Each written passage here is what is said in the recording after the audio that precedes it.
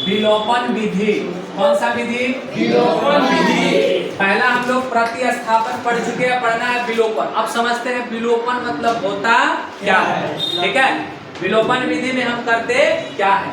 तो देखो भाई, हमारे पास दो को सब इक्वेशन दे दिया, 2x + 3y = मान लो 12, और यहाँ दे दिया 5x + 4y = 20, मान लो दे दिया। ये पहला समीकरण और ये क्या हो गया? तो इसमें हम काम क्या क्या करते हैं? ठीक है, पहला काम करते हैं किसी एक का गुणनांक को बराबर करते हैं। क्या काम करते हैं? किसी एक का गुणनांक बराबर। पहला काम किसी एक का गुणनांक बराबर करेंगे। किसी एक का गुणा क्या करेंगे? बराबर करेंगे। अब करेंगे मतलब किसका भाई? या तो x का या तो किसका? y का। गुणनांक का मतलब होता है जिसके बारे में कहा जाता है उसके साथ गुना। जैसे यहाँ पे x का गुणा कितना है? 2, और यहाँ पे x का गुणा कितना है? 5 है। यहाँ पे y का गुणा कितना है? 4, और यहाँ पे y का गुणा 3 है। तो किसी एक का गुणा बराबर करेंगे, चाहे तो x का चाहे तो y का। दूसरा स्टेप क्या होता है? गुणांक बराबर कर दिए। अब दूसरा स्टेप होता है अगर बराबर गुणांक का चिन्ह, बराबर गुणांक का क्या चीज भाई? चिन्ह एक जैसा हो। क्या हो? एक जैसा हो तो दोनों समीकरण को हटाएंगे। क्या करेंगे भाई? हटाएंगे। क्या कहा? अगर बराबर गुणनांक का चिन्ह एक जैसा हो, यानी जो दोनों का गुणनांक जिसका भी बराबर किए, जिसका गुणांक बराबर किए, उसका अगर चिन्ह क्या रहे? एक जैसा। या तो दोनों प्लस में रहे या दोनों माइनस में रहे, तो दोनों समीकरण को हटाएंगे। तीसरा अगर चिन्ह अलग अलग हो, चिन्ह क्या हो? अलग अलग हो। चिन्ह अगर क्या हो? अलग अलग हो, तो उसे क्या करेंगे? तो उसे जोड़ देंगे। तो दोनों समीकरण को जोड़ देंगे आप। तो दोनों समीकरण को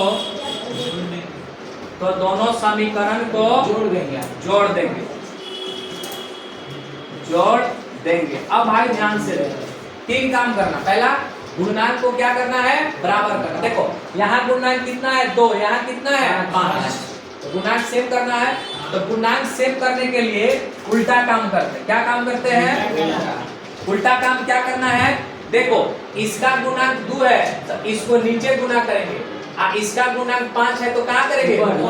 देखो 5 से 2 में गुना करेंगे 10, और 2 में 5 से गुना करेंगे, दोनों का गुणनांक सेम आ गया। समझ गए? अब किसी का मन होता सर जी हम y का करना चाहते, कोई दिक्कत नहीं।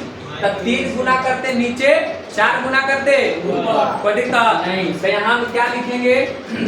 जब 5 से गुना किए तो ये हो जाएगा 10, 5 से इसमें भी गुना करेंगे, कितना आएगा? 15y।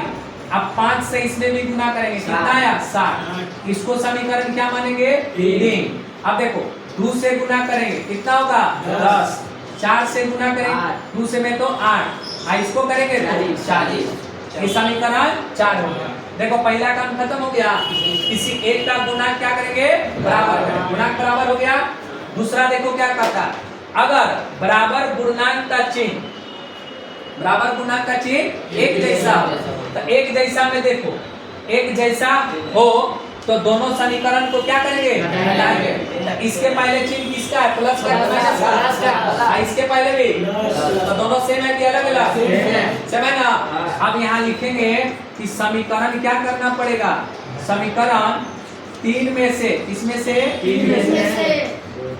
3 में से 4 को क्या करने पर? हटाने पर। समीकरण 3 में से 4 को तब देखो 4 लिखा हुआ है और क्या लिखा है 3। अब यहाँ से हम क्या लिखते हैं 10x प्लस 5y। 8y को पहले लिखना पड़ेगा ना, पहले हम लिखेंगे इसमें से 4 वाला को पहले लिखो।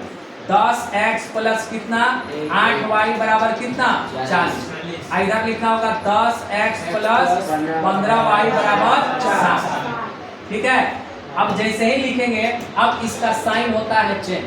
साइन क्या होता है चेंज। अब देखो यहाँ प्लस है कि माइनस, तो यहाँ पे साइन किसका ये प्लस है कि माइनस, तो यहाँ पे प्लस है कि माइनस, तो किसका साइन अब माइनस होता तो समझ में आ गया बात। अच्छा देखो अब ये 10 प्लस में है, 10 किस में है एक दूसरे से।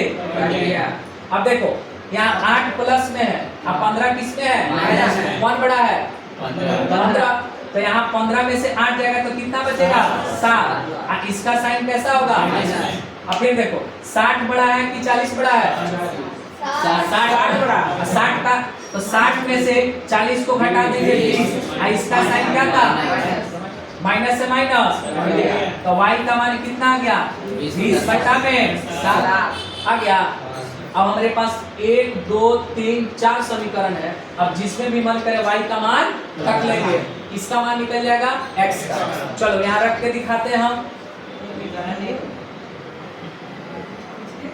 देखो यहीं पे रख लेते हैं, क्या लिखते हैं y का मान, किसका मान y का मान किस में रखते हैं समीकरण किसमें 1 में। तो समीकरण 1 देखो क्या है 2x प्लस 3y बराबर 12।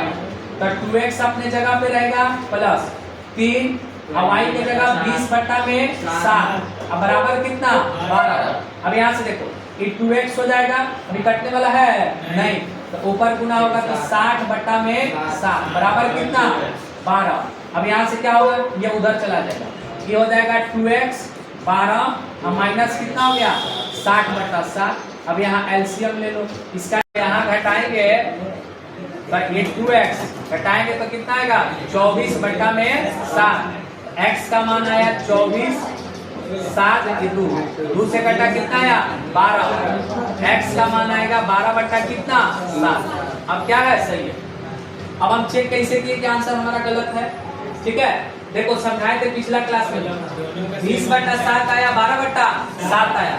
अब यहाँ ले आके x का मान रखो यहाँ पे और y का मान यहाँ पे रखो और दोनों को सॉल्व करो। अगर 12 आ गया तो सही है, 12 नहीं आया तो गलत है। छाप लो जल्दी, जल्दी छाप एक बार।